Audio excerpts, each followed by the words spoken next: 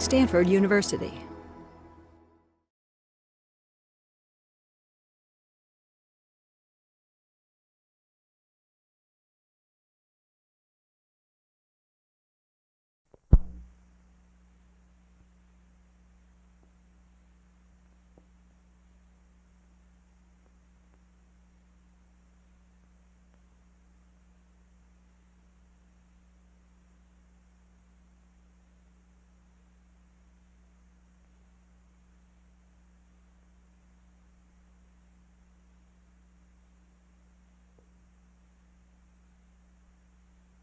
Well, now I want to look at the anterior surface of the heart, put in the various boundaries, and show the great veins and arteries which are attached to the heart, and then finally put in the coronary arteries and the coronary veins.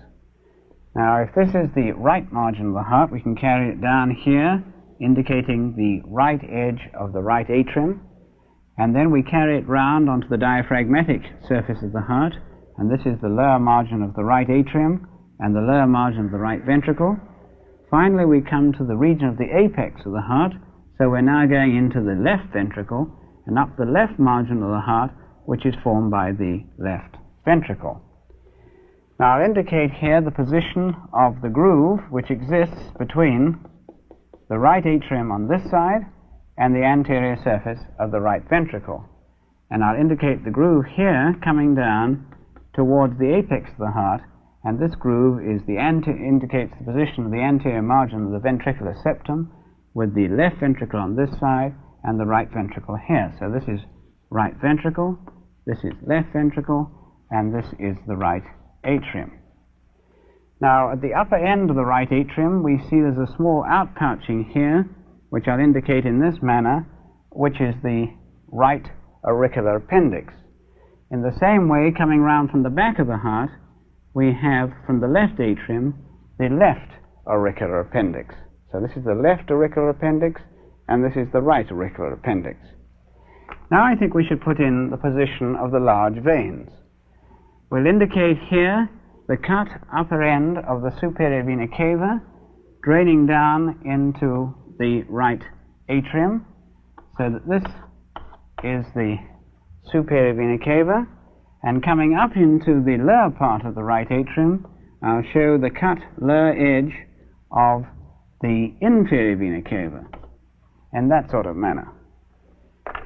Now, coming out of the upper end of the left ventricle, we have the ascending aorta, and the ascending aorta is going to come up and become continuous with the arch of the aorta and pass over in that direction in that sort of manner, coming down and becoming continuous with the descending thoracic aorta. And here's the other margin, which I'll just pass up to that sort of position for the moment, so that this indicates the position of the ascending aorta becoming continuous with the arch of the aorta, which in turn becomes continuous with the descending thoracic aorta. And then just to indicate with a slightly different color, the position of the pulmonary trunk, which is emerging from the upper end of the right ventricle. This is the infundibulum. We have the pulmonary trunk, which almost immediately divides into the left pulmonary artery and the right pulmonary artery, and so we can show it coming over in this direction like that. And we can also indicate a position of a very important structure going across between the arch of the aorta and the pulmonary trunk, the ligamentum arteriosum. And so if we want to be absolutely accurate here, we could bring down the vagus nerve and show the recurrent laryngeal nerve arching round underneath there and going up on the left side as the left recurrent laryngeal nerve. So then, on the anterior surface of the heart, we have the right atrium, the right auricular appendix, the right ventricle, the left ventricle, and the left auricular appendix. Now, where are the coronary arteries?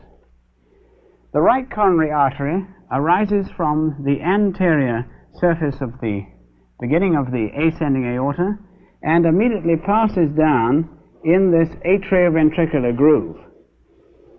And on reaching the lower margin of the heart, it passes onto its under aspect, onto its diaphragmatic surface. Just about this point, it gives off a marginal artery which runs along the lower margin of the heart in that manner.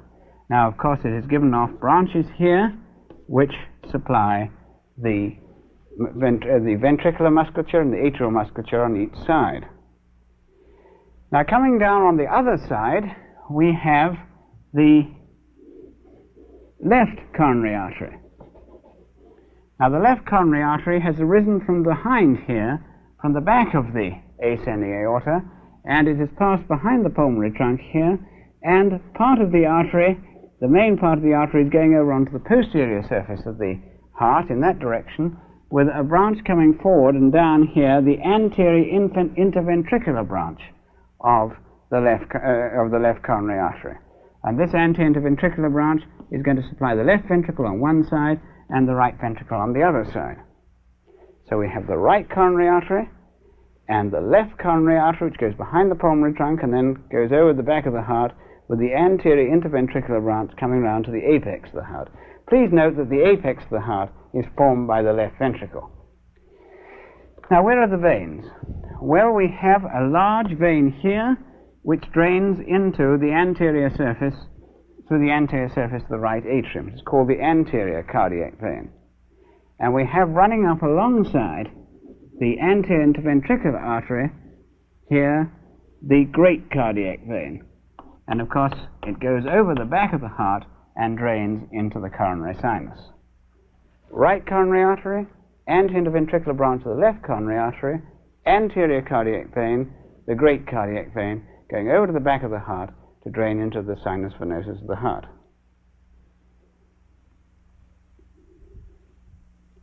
Are there any questions on this area?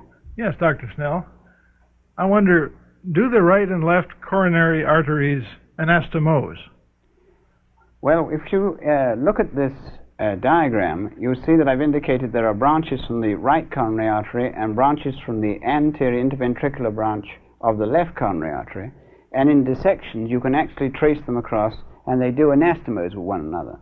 But the point I wish to emphasize is that although they join together, the anastomosis is insufficient to functionally maintain an area of cardiac muscle. So that if you should get blockage of one of the main branches of one or other of the coronary arteries, then that area of the heart muscle will die. And this, of course, is known as myocardial infarction. If we turn the heart round and look at its posterior aspect, we can see the arrangement of the different parts of it relative to one another. For example, this will be the region of the apex of the heart. In other words, this is the back of the left ventricle coming round onto the diaphragmatic surface of the heart. And then over here we can indicate the position of the right atrium, and we can indicate the position of the groove coming up here between the right atrium and the left atrium. And here is the groove coming down in this direction for the coronary sinus. So let us put some of the things in, some of the larger vessels in relation to these chambers. We have here the inferior vena cava, which is coming up into the lower part of the right atrium. And then, of course, coming down and above, we have the superior vena cava, draining down into the upper part of the right atrium. And then up in the posterior aspect here, we can show a part of the pulmonary trunk, with it bifurcating on that side, on the right side, as it's passing over towards the hilum of the lung. And then, of course, we mustn't forget we have the arch of the aorta coming over here, and we can put in the important ligamentum arteriosum going up from the pulmonary trunk to the undersurface of the arch of the aorta. Now, on the back, or here, the posterior aspect of the left atrium, we can indicate the position of the pulmonary veins draining into the left atrium, from the left side and coming in from the right side. Note there are two from each lung, so that this is the posterior aspect of the left atrium with the right and the left pulmonary veins bringing oxygenated blood back from the lungs into the heart. And now, to complete this picture, I think we should put in the great cardiac vein coming over onto the posterior aspect of the heart in this groove between the left ventricle and the left atrium, and passing down, expanding as it's going, to become the coronary sinus. And of course it is down in this corner that the coronary sinus opens into the right atrium of the heart. So let's look at this once more. Posterior surface of the left ventricle, posterior surface of the apex of the heart, posterior surface of the left atrium, the four pulmonary veins, posterior surface of the right atrium, the inferior vena cava draining up into the right atrium, the superior vena cava draining down into the top of the right atrium, posterior surface of the pulmonary trunk, and the arch of the aorta. Note the great cardiac vein becoming the coronary sinus, which is draining down into the right atrium. So this posterior surface of the left atrium is directly related to the esophagus, which will come down behind the heart in this area. Now let us build up the heart from the anterior surface, leaving the anterior wall of the right atrium open and the anterior wall of the right ventricle open, so that we can see the inside of these two chambers. All right, well then we'll put down here the margin of the left ventricle coming down to the apex of the heart, and then coming round here the lower margin of the heart and the lower margin of the right atrium. And we'll indicate here the position of the groove between the left ventricle and the right ventricle.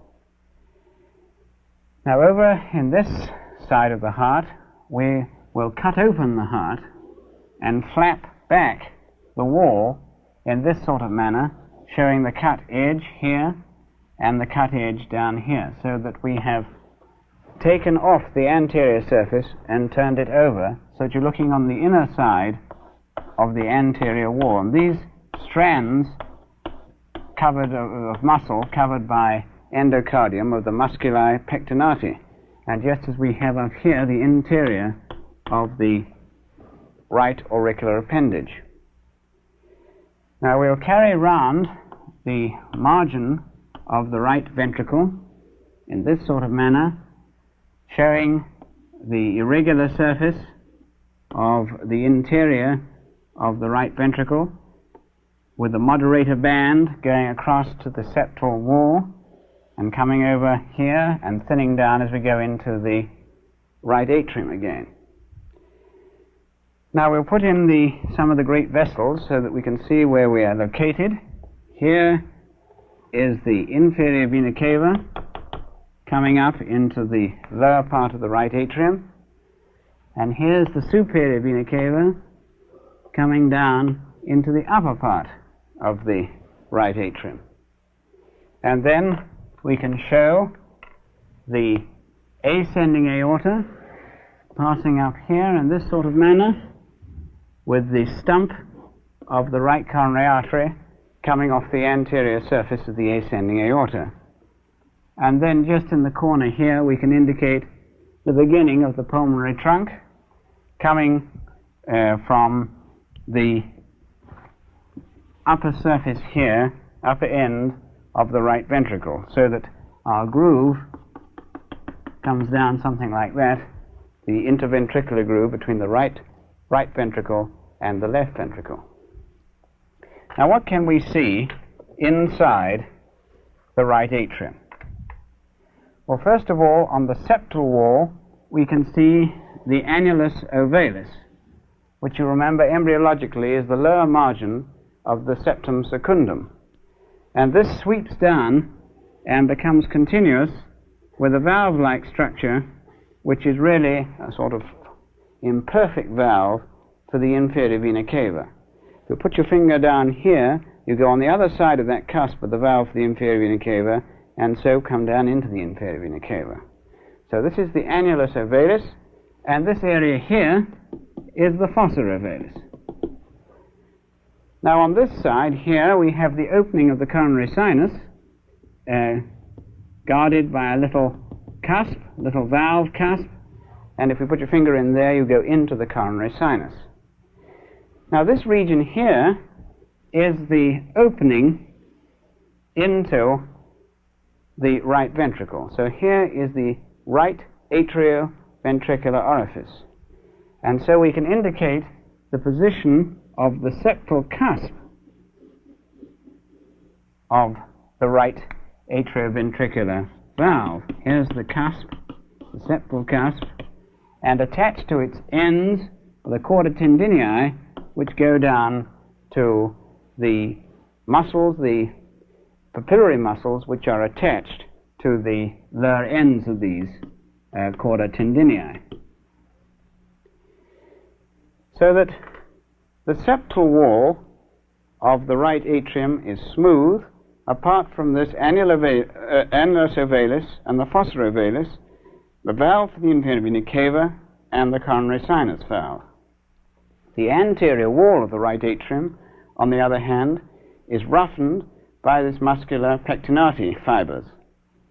This area here, the junction between the smooth and the roughened surface, is known as the crista terminalis, and it is at the upper end of this crista terminalis, in this region here, which we have the pacemaker, the sinoatrial node.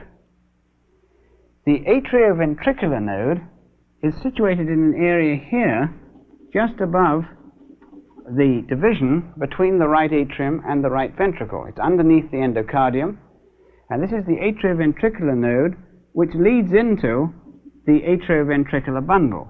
And the bundle passes downwards, medial to behind this cusp, the septal cusp of the tricuspid valve, and divides very quickly into two parts. One branch going down on the left side of the ventricular septum, and the right branch coming down under the endocardium on the right side of the septum and passing forward in the modulator band to the anterior wall of the right ventricle. So this is the conducting system of the heart. The sinoatrial node here, on the upper part of the crista terminalis, the atrioventricular node here, just close to the valve, the atrioventricular bundle, dividing on the upper part of the septum into the left branch and the right branch, and the right branch goes down the right side of the septum under the endocardium and forward on the modulator band, and then is distributed as the Purkinje plexus.